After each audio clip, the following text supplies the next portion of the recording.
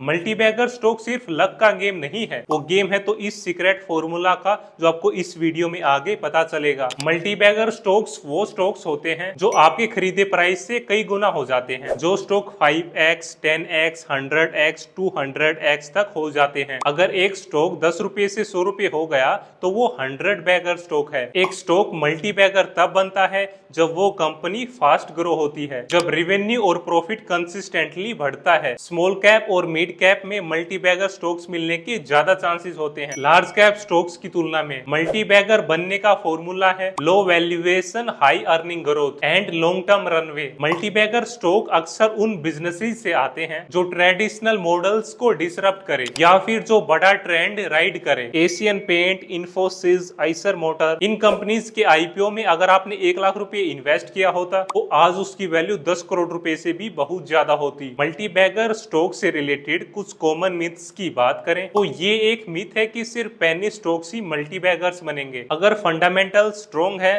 तो large cap, mid cap और small cap भी मल्टीबैगर रिटर्न्स दे सकते हैं। ये भी एक मिथ है कि लो पीई का मतलब है कि स्टॉक मल्टीबैगर रिटर्न देगा। आपको पीई के साथ साथ बिजनेस मॉडल, ग्रोथ और मैनेजमेंट जैसे बाकी मैट्रिक भी देखने होंगे। ये भी एक मिथ है कि मल्टीबैगर स्टॉक लक से मिलते हैं। लक का रोल जरूर है, लेकिन उससे भी ज्यादा रोल है डीप रिसर्च, पेशेंस, कन्विक्शन और लॉन्ग टर्म माइंडसेट का। ये भी एक मिथ है कि एक स्टॉक एक बार मल्टीबैगर बनने के बाद कभी भी नहीं गिरेगा। कई मल्टीबैगर स्टॉक्स 40 to 60% तक भी करेक्ट हुए हैं। ये भी एक मिथ है कि सिर्फ ग्रोथ स्टॉक्स ही मल्टीबैगर्स बनेंगे। वैल्यू स्टॉक्स भी मल्टीबैगर्स बन सकते हैं। ये भी एक मिथ है कि मल्टीबैगर स्टॉक्स ओवरनाइट बन जाते हैं। एक स्टॉक के मल्टीबैगर रिटर्न्स देने में 5 से 15 साल का भी टाइम लग सकता है। ये भी एक मिथ है कि पास्ट मल्टीबैगर स्टॉक फ्यूचर में भी आउट परफॉर्म ही करेंगे। मार्केट साइकिल्स बदलते रहते हैं। हर स्टॉक का गोल्डन पीरियड एक ना एक दिन खत्म होता है। ये भी एक मिथ है कि बड़े इन्वेस्टर का पोर्टफोलियो कॉपी करने से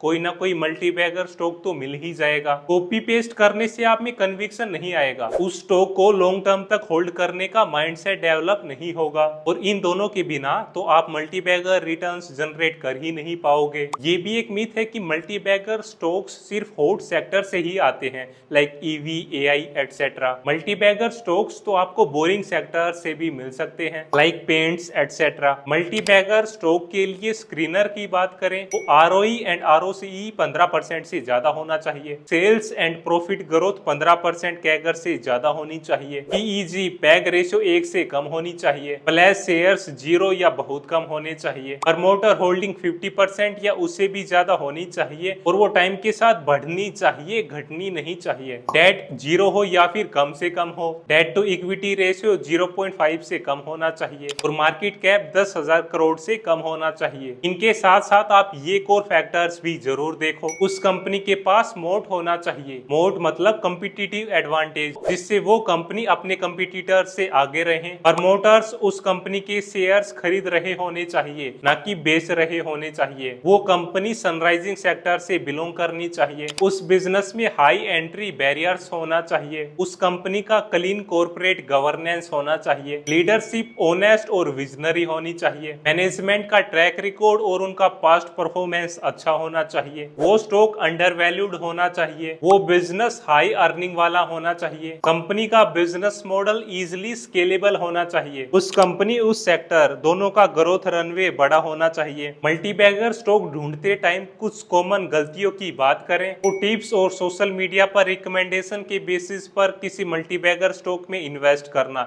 ये भी एक मिस्टेक है। आपके पोर्टफोलियो में जो स्टॉक्स अच्छे रिटर्न्स दे उनसे जल्दी एग्जिट करना, ये भी एक गलती है। सिर्फ प्राइस देखकर किसी स्टॉक में इन्वेस्ट कर देना, ये भी एक गलती है। फंडामेंटल्स इग्नोर करके सिर्फ फोमो के बेसिस पर ही इन्वेस्टमेंट करना, ये भी एक मिस्टेक है। मल्टीबैगर स्टॉक के चक्कर में पेनी स्टॉक ले लेना, ये भी एक मिस्टेक है। पेशेंस ना रखना, ये भी एक मिस्टेक है। होल्डिंग पीरियड छोटा रखना, पेशेंस ना होना, ये भी एक मिस्टेक है। प्रमोटर क्वालिटी को इग्नोर कर देना, ये भी एक मिस्टेक है। बहुत ज्यादा ओवरवैल्यूड स्टॉक खरीदना, ये भी एक मिस्टेक है। मल्टीबैगर स्टॉक्स के बेनिफिट्स की बात करें तो एक मल्टीबैगर स्टॉक आपको लाइफ चेंजिंग रिटर्न्स दे सकता है। आपकी छोटी सी इन्वेस्टमेंट को करोड़ों रुपए में बदल सकता है। अगर आप किसी मल्टीबैगर स्टॉक में अर्ली स्टेज में ही एंटर कर जाओ और लॉन्ग टर्म तक उसे होल्ड करो तो आप एक्सपोनेंशियल ग्रोथ ले सकते हैं। मल्टी बैगर स्टॉक आपके पोर्टफोलियो को आउट परफॉर्म करा सकता है, आपको जल्दी रिटायर भी कर सकता है। मल्टी बैगर स्टॉक से रिलेटेड कुछ आई ओपनिंग फैक्ट्स के बारे में बात करें तो 95% से भी ज्यादा स्टॉक्स कभी मल्टी बैगर स्टॉक बन ही नहीं पाते हैं। ज्यादातर लोग तो मल्टी बैगर स्टॉक ढूंढ भी लेते हैं, उसमें इन्वेस्टमेंट भी कर देते हैं, लेकिन वो उसमें छोटा अमाउंट ही इन्वेस्ट करते हैं या फिर कम टाइम के लिए ही इन्वेस्ट करते हैं। वो फियर के चलते उससे एग्जिट कर देते हैं,